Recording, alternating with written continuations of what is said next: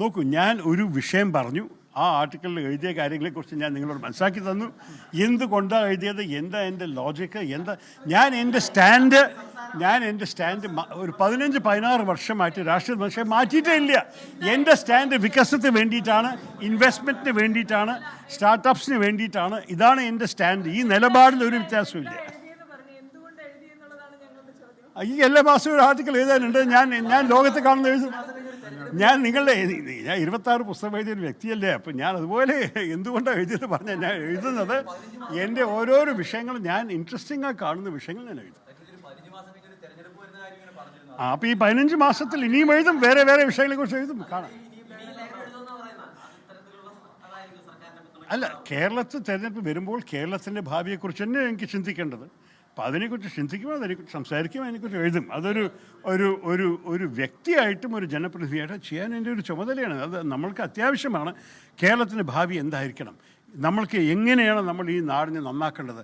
ഞാൻ എപ്പോഴും പറഞ്ഞിട്ടുണ്ടായിരുന്നു. നിങ്ങൾ നേരത്തെ മറ്റൊരു വിവാദം വന്നിട്ട് ഞാൻ പറഞ്ഞില്ലേ, നമ്മൾ ആദ്യം കെട്ടിടം കെട്ടിയ ശേഷം ഫേർണിച്ചർ മേടിക്കാൻ. അതിൻ്റെ ലോജിക്ക് എന്ന്, ഈ കെട്ടിടം കെട്ടാൻ നമ്മൾ ജനങ്ങളുടെ അടിയിൽ എത്തിക്കേണ്ടത് നമ്മൾ അവർക്ക് വേണ്ടി എന്ത് ചെയ്യും, ഈ നാടിനെ നമ്മൾ എങ്ങനെ മെച്ചമാക്കും, അതാണ് നമ്മളുടെ ഉത്തരവാദിത്വം, രാഷ്ട്രീയക്കാരായിട്ടും ചിന്തിക്കുന്നവരായിട്ടും. അപ്പോൾ എനിക്ക് പറയാനുള്ളത് ഒരു ഉദാഹരണമാണ്.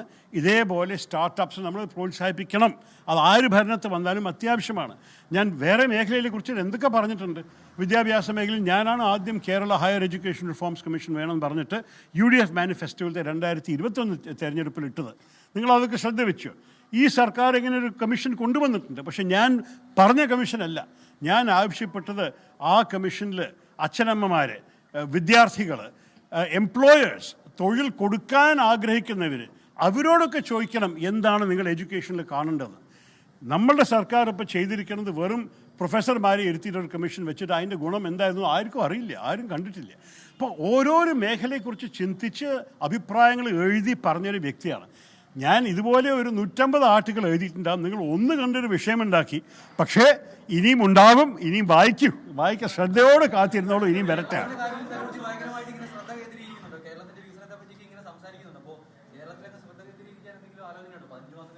ഇനി ഇവിടുത്തെ ഒരു ജനപ്രതിനിധി അല്ലേ, എനിക്ക് ഇടയ്ക്കിടയ്ക്ക് വരാറുണ്ട്, സംസാരിക്കാൻ അവസരമുണ്ട്.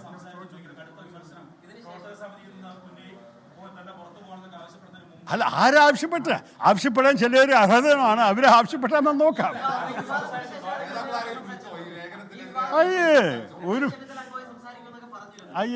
ആകെ 2 പേര് വിളിച്ചിരിക്കുന്നത് എൻ്റെ പാർട്ടിയുടെ അകത്തുനിന്ന് KPCC പ്രസിഡന്റും KPCC ജനറൽ സെക്രട്ടറിയും 2 ആളും പറഞ്ഞു, മാധ്യമക്കാർ പറഞ്ഞതൊന്നും സത്യമല്ല, ഞങ്ങൾ ഒരു വാക്കും പറഞ്ഞിട്ടില്ല, നിങ്ങളുടെ എതിരെ നിങ്ങൾക്ക് പൂർണ്ണ അധികാരമുണ്ട് നിങ്ങൾ അഭിപ്രായം അറിയിക്കാൻ, ഞങ്ങളൊരു കുറ്റം പറഞ്ഞിട്ടില്ല എന്ന് അവരെ വെച്ചിട്ട് വേറെ ആരുടെയും. എനിക്ക് പോകണം, ഒരു 2-3 ചാണ്.